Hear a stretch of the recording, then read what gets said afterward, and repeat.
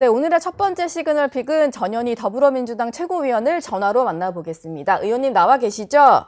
네, 안녕하세요. 네, 전현희 최고위원님 지금 나와 계십니다. 어제 더불어민주당에서 대의원과 권리당원의 그 투표 비율을 1인 1표제로 하는 당원 개정안을 처리를 하려다가 시점을 좀 연기를 하셨더라고요. 일주일 연기해서 12월 5일로 최종 처리 시한을 연기를 하셨는데 네. 좀 격한 논쟁이 있었던 건가요? 상황이 좀 어떻게 됐던 건가요?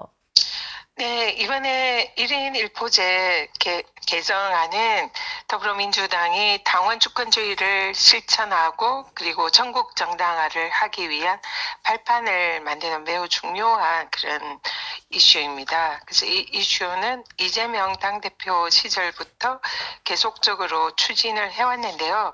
1차적으로 기존에 이제 대의원들의 표가 일반 권리당원의 표보다 한 1인당 60배 정도의 그런 표의 가치를 가지는 게 애초에 민주당의 대의원 제도였는데, 이게 이재명 당대표 시절에 17표의 가치로 이제 좀 낮췄고요.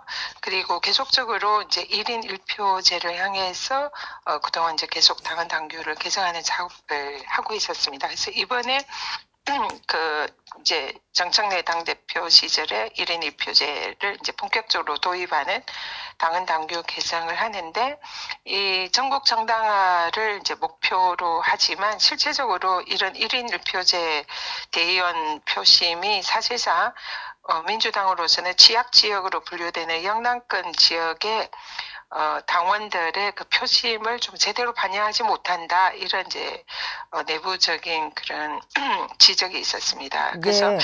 이 부분에 관해서 좀 더 그런 지역 지역의 당원들의 표심을 반영하는 구조를 만들고, 또 그쪽 지역 당원들의 의사가 반영되는 방식으로 수기 절차를 거쳐야 한다, 이런 이제 내부의 지적들이 있었고요.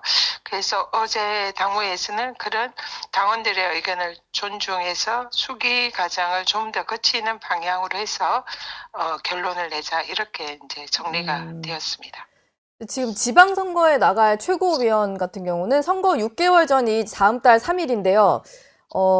그때 사퇴를 하셔야 되잖아요. 그러다 보니까 1인 1표제를 최종 결정하게 될 중앙위원회가 그 이틀 뒤인 12월 5일에 열리게 되는데, 이걸 또 의결하는 최고위 구성이 좀 달라지게 되면 다른 결과가 나올 수 있다, 뭐 이런 얘기가 좀 있는 것 같아요. 이거 좀 쉽게 다시 말씀드리면, 뭐 예를 들어 이현주, 한준호 최고위원 같은 분들이 좀 제동을 거셨던 분들인데, 이분들이 좀 지방선거 후보군으로 거론되다 보니까 이들이 빠졌을 때는 결과가 좀 다르게 나올 수 있다, 뭐 이런 것 같거든요.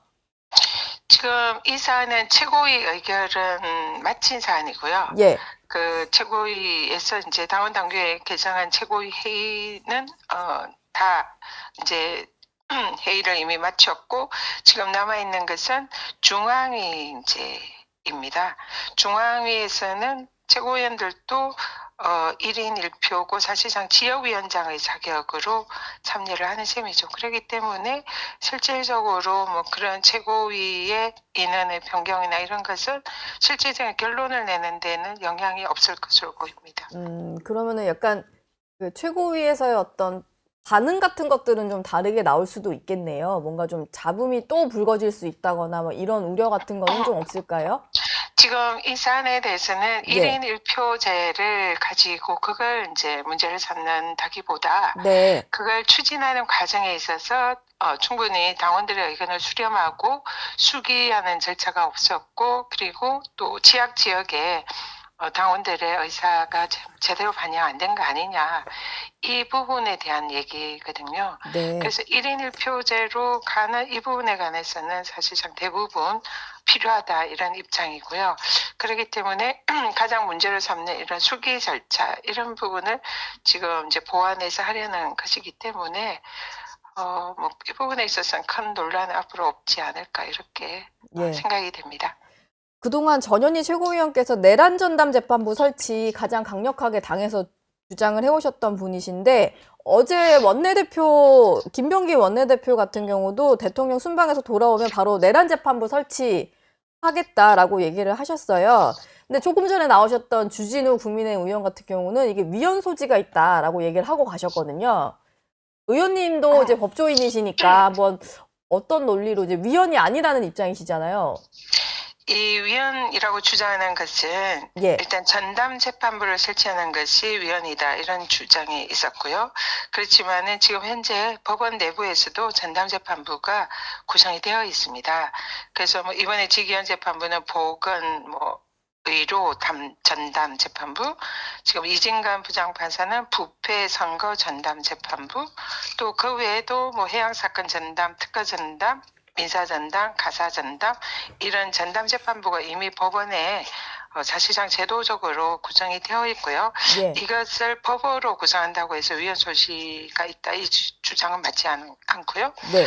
또 하나는 지금 이제 전담재판부 법관 추천에 지금 저희들이 낸 법안에 법무부 장관이 이제 들어가 있습니다.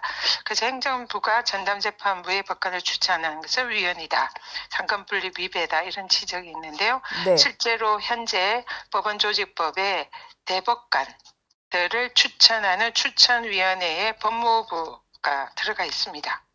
그렇기 때문에 현행 정부 조직법에도 법원조직법에도 대법관을 추천할 때 법무부 장관이 추천위원으로 추천을 하기 때문에 만약에 지금 전담재판부에 법무부가 추천위원으로 가는 게 위헌이라면 현재 법원조직법도 위헌이다라는 얘기랑 똑같은 거고요. 그러니까 네. 그 주장 자체도 말이 맞지 않다. 세 번째는 1심 재판을 하는 도중에 이제 재판부를 중간에 변경하는 게 위헌이다 이런 주장입니다. 네. 이 주장은 뭐 저희들도 다소 합리적인 부분이 있다 생각을 하고요. 그래서 이 부분은 1심이 아닌 2심부터 전담재판부를 구성해서 사전에 재판부를 구성하고 재판을 받게 하면은 아무런 위헌 소지가 없다. 그래서 결론적으로는 위헌 소지가 저희들이 없는 방향으로 법을 만들기 때문에 예. 그런 지적은 맞지 않다 이렇게 말씀드립니다. 오늘 그리고 또 중요한 일정이 있으시던데 의원님이 참 장대에서 여러 가지 직책이 많으시네요. 이제 사법불신 극복, 사법행정 정상화 TF 단장도 맡고 계세요. 그래서 오늘 오후에 입법공청회를 여신다고 들었는데요. 여기서 이제 사법개혁안, 아무래도 법원 행정처에 대한 어떤 개편 문제 이런 게 나올 것 같은데 입법부가 사법구조 개편에 나서는 게 삼권분립에 좀 위배된다. 이런 지적에는 좀 어떻게 말씀을 주시겠나요? 지금 우리 헌법 제도로는 그 현재 사법부의 구성, 헌법재판소의 구성 이런 거에 법원 입법부와 그리고 또 정부의 구성에 참여하는 권한을 이미 인정을 하고 있고요. 네. 이거는 이미 헌법상 확립되어 있는 아무런 위헌 소지가 없는 내용입니다. 그렇기 때문에 그 지적은 맞지 않고요.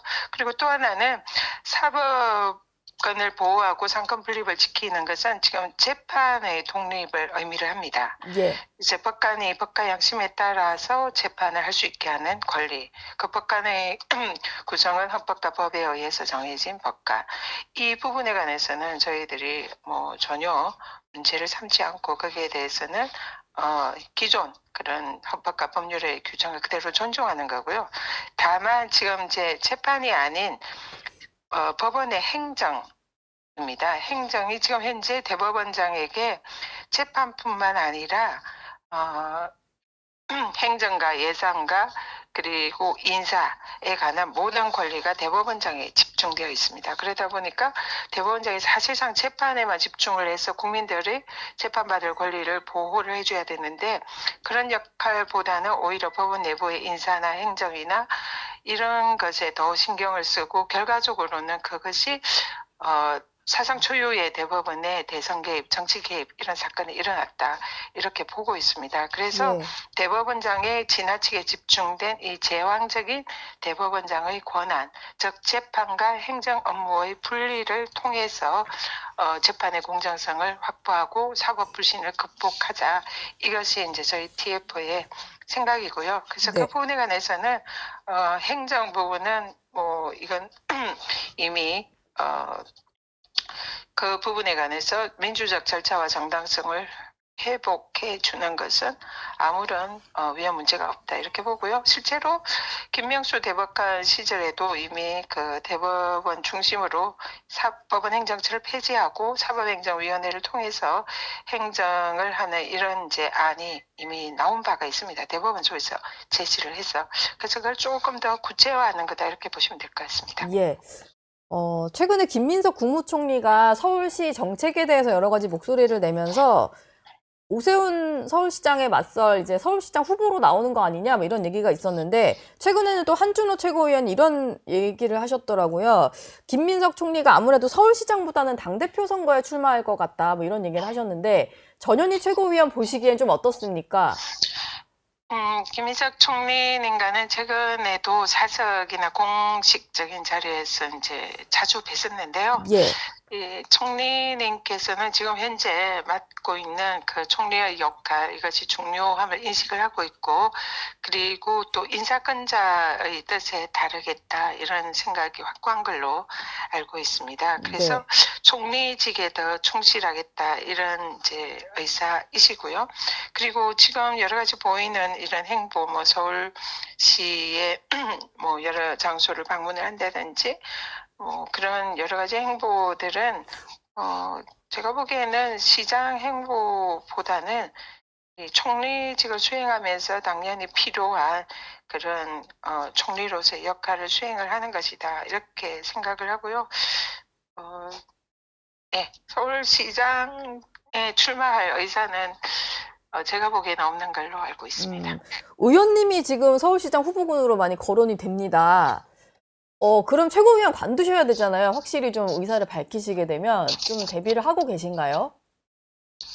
지금 현재 이제 그 여러 가지 그동안 계속적으로 고민을 해왔고 또 출마를 요청하는 그런 많은 분들의 요청을 받고 있는 상황입니다. 그래서 네. 이 부분에 대해서 지금 이제 만약에 서울시장에 출마를 한다면 최고위원을 사퇴를 해야 되기 때문에 지금 사퇴한 시점이 얼마 남지 않아서 네.